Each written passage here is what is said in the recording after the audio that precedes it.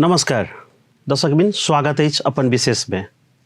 आइ हम सब चर्चा करे जा रहल छी एकटा एहन देश के महामहिम राजदूत से, जे देश अपन स्थापना काले से विभिन्न संकट आ विपरीत परिस्थिति के संघर्ष करैत एकटा विश्व पटल पर अपन नाम रखले छथि आ एकटा शक्तिशाली आ इनोवेशन आ साइंस टेक्नोलॉजी में चिन्हल जाय वाला देश बन चुकल छै। आई हम सब चर्चा करऽ जा रहल छी महामहिम राजदूत इजराइल के नेपाल के लागी सैमुअल एरी बास से।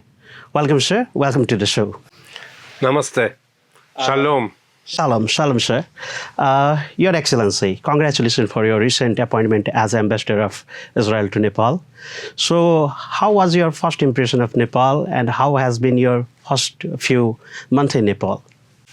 Thank you very much for this opportunity. I arrived in Nepal, as you said, a month and plus ago. I was exposed to the diversity of the cultures, of ethnic groups, of languages, a very rich culture in dresses, in buildings, in many ways of behavior, and all is very peaceful. And that is very surprising, and we like it very much. Recently visited Janakpur in a very auspicious time of Viva Panchami, which significantly marked the marriage ceremony of Lord Rama and Sita. So, what was your vision for coming here in this very auspicious time, and how it marked your personally and diplomatically for Janakpur or Madhya province? Thank you. First of all, we received the invitation by former mayor, Mr. Shah, and we are very happy to make friends in Nepal. Nepal is not only Kathmandu. We would like to visit other parts of Nepal to get to know, to meet people, and it was a very good opportunity to come here to Viva Panchami. We are really lucky to have come here in an event that realizes only one in 5 years, every 5 years, in this way, like now. We took part in the ceremony yesterday. We enjoyed it fully. The dresses, the hats. I received a special hat and pashmina, beautiful pashmina, and we heard the music and speeches. Though we do not understand yet all, but it was really a great experience, really, of the Nepalese culture.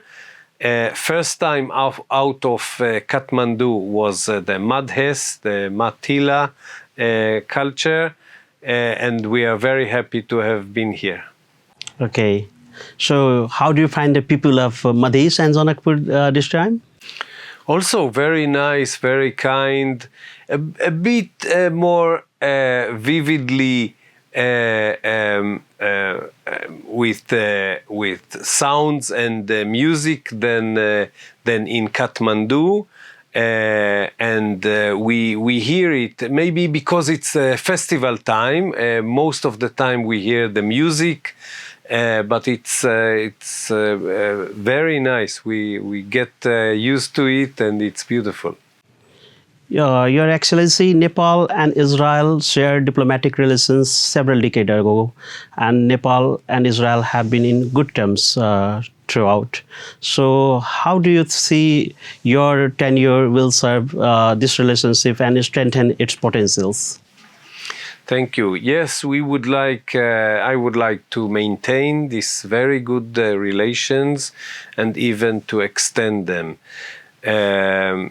Yes, Israel and Nepal started diplomatic relation in 1960 with the courageous stand of first Prime Minister elected of Nepal, BP Koirala, who really showed bravery in this step. Israel's first elected, democratically elected Prime Minister Ben-Gurion was in touch with him, and they both started the diplomatic relations. We would like to keep the good relation and extend them. It is a friendship relation, but also based on exchange, on cooperation in several fields. We enjoy the presence of Nepali Gorkhas, Nepali soldiers in UN peacekeeping missions. They are very professional, very good, and they show it to both sides. They are not working on the side of Israel, but we appreciate them very, very much. I would like really to make mutual projects, Nepal, Israel, so the connections will be even stronger. What are the specific areas where you can see the future collaboration between Nepal and Israel could work and make both countries beneficiaries? Israel used to be an agriculture-based economy. Now, only 3% of the population, only 3% work in agriculture, and Israel exports fruit and vegetable to Europe and other places. Nepal is still makes it a living. Nepalis make a living in a great part. I don't know exactly the percentage, but a great part from agriculture. I see in the relation maybe cooperation in making the agriculture in Nepal more effective, more technological, if they like. We are not imposing anything, but we can show what Israel has reached, what Israel has done in technology, and if Nepali agriculturers would like to adopt it or adapt to this climate, this land, they are welcome. So, specifically saying, we have in India and in China centers of excellence, we call them. They are small farms with a lot of elements from the Israeli technology in agriculture, in health, in many areas. But several in agriculture in India and several in China. We would like to realize the first one here in Nepal, and when people will see that they might learn from that, might try it, these elements of technology, maybe we can copy this center of excellence to other parts of Nepal. But first we will have to work together with government of Nepal to see where the first one is, how we build it, and then to appreciate it or not. And if we do appreciate it, then maybe copy it. Okay, so Israel technically and you can say expert in agriculture sector. So what are the aspects of expertise and technology that can particularly help Nepal grow in agriculture and water resource management technology in Nepal? Can you define some of them? Yeah, I didn't come from agriculture area, but I can say that Israeli technology tackles any problem that the people in agriculture have. That means Israel is a dry country, was in the past and is now. We don't have a lot of rains. Nepal has a lot of rain in some months, but not much rain in other months. So it's also dry in some time. So in Israel, because of the dry climate,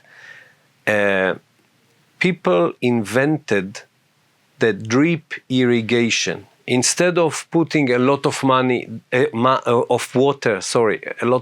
that we don't have, we give to the plants exact quantity of water that the plant needs. Each plant needs other quantity, and that is research and technology. The technology first comes with the tubes with holes attached to a tab, and water comes but goes to the plants by the quantity that they need. We have many aspects of this technology. We have sensors to several plants in a field that the agriculture people can learn from the sensors the situation of the plants, be it corn or wheat or others, and see according to the statistics what is necessary to reduce the water and other aspects of nutrition for the plants, or make it bigger. So in this way you can double, triple, quadruple the crop on the same place and with very small investment. This is one aspect. We have also drones that go above fields and with their photos they understand where it is dry, where it is too much water, that the too much water will spoil the plant, not enough water will spoil the plant. So the technology helps agriculture, and we have to show that to the people here, and they can adopt. We are not forcing anything, we are just presenting our technology. This is my vision in agriculture. We would like to send students to courses in Israel. The embassy sends information to organizations which are interested. Sometimes, not this year, but sometimes we send from Israel experts to advise, to learn the place, to advise if there is people who want to hear them. We would like also to restart the program Learn and Earn. So young farmers, young people in agriculture who study in university can also for 1 year go to work in farms in Israel, see how the Israeli farmers really use the technology, work and earn for their work, but also learn, return to Nepal, finish their academic program and start businesses here and teaching other Nepalis. This is Learn and Earn academically. We have another program that we would like to promote that not academically, that people who started agriculture here and want to learn will come to Israel on a special visa, work visa for several years, will again work, not academically, but work, earn, and then return to Nepal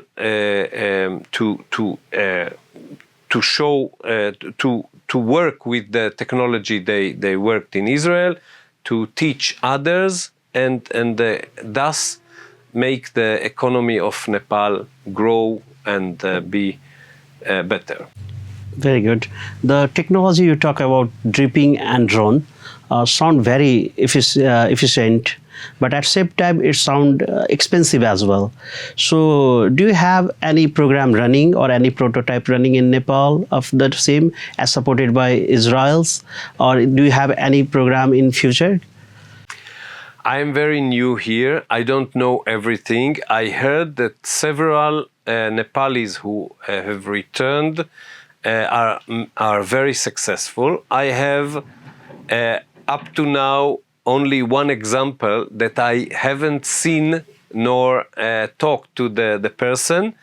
There is a person named Purba, I think Ang Purba, who worked in Israel for 7 years in several fields. He came back to Nepal.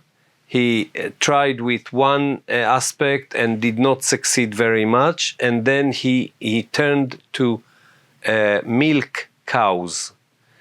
And he established a farm with cows. And now he has a lot of cows. I don't know exactly, but a lot of cows. He's very successful. And all the milk that the cows produce is sold immediately.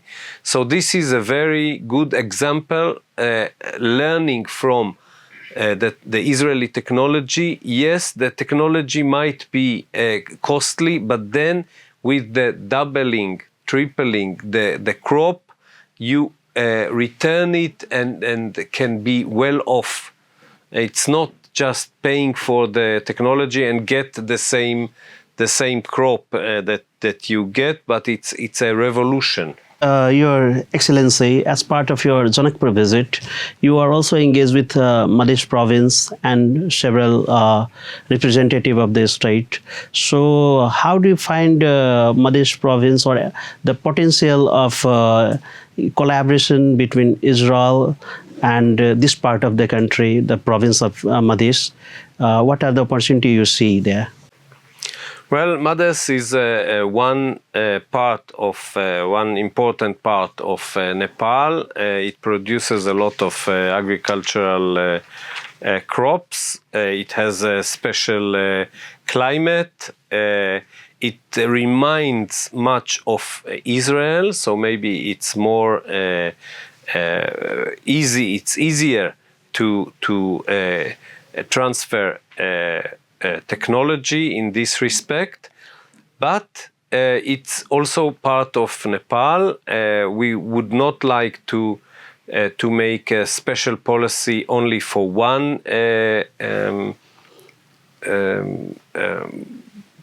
place, one area in Nepal. We are open to cooperation with all Nepalis, but here I see easier adoption of Israeli technology, though other places should be also researched. Maybe the adoption will be the same.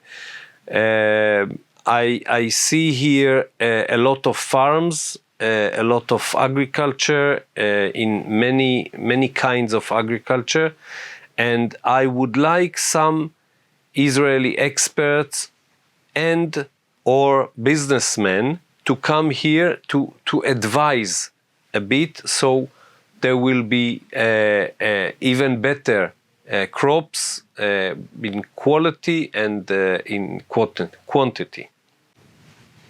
Okay, so what are the long-term vision that you see between Nepal and Israel collaboration in the scenario of global challenges like economic instability, global warming, and many other challenges that world is facing? What is the long-term target or vision that you have set for relationship between Nepal and Israel? I don't have solutions for the international warming or climate. But you are right. Food is not abundant in our world, and Israel is working on many inventions to make from the same piece of land with few ingredients, less investment, much more crop, much more output. In this way, we can feed the world, and we are ready to share the technology with Nepal, with Nepali young people who come to Israel or others in Nepal, so they also learn how to produce more, so there is no hunger in Nepal or other places. Okay, as you begin your tenure as ambassador of Israel to Nepal, what is the message you would like to give to this province, this part of the country, to ensure the collaboration of Israel's for their development or their prosperity or maybe technological advancement? What is the message you would like to give to Madhesi province? Well, first of all, I would like to mention a person from this province who was in Israel in a program, in an academic program, and was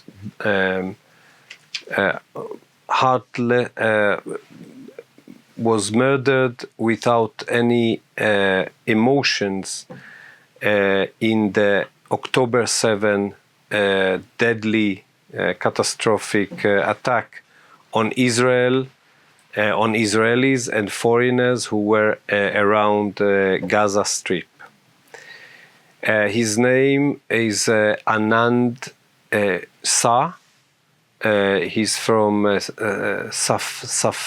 Safi. Yeah, Safi. And we will not forget him. Israel is taking care in a way with his family, among all the 10 murdered young Nepalis who went to Israel to study. So this is important to know. We are also looking forward to the release of the abductee, Nepali abductee, Bipin Joshi, that is still in the hands of Hamas. So this I must say in every time I meet people, we will never forget them, and we would like to extend the cooperation with Nepal to mend all this. And we would like the cooperation of the government of Israel would like cooperation of the government of Nepal in finding ways of doing things together in Madhes and in other provinces to extend the good relations and friendship between the countries. Your Excellency, finally, one on your very personal note. What inspired you to take up the role of ambassador to Nepal, and how you vision to serve this post and further take this as an opportunity to the legacy? Right. My wife and myself always wanted to arrive here. There are many Israeli youngsters after their military service go to visit places in the world. Half of them to Asia, including Nepal, and half of them to Latin America to see the nice views and culture there. We were always interested in Asia and specifically in Nepal. I wanted in the past to be ambassador here after few posts in my ministry in Israel and outside Israel. And finally, we reached our goal to come here and to represent the people and government of Israel and to try to extend even more the good relation that we have. So, coming down to conclusion of this interview, anything else would you like to say or message to the people of Nepal as for your vision or message to your impression of Nepal? I would like more Nepalis to get to know Israel, to have opportunities in Israel.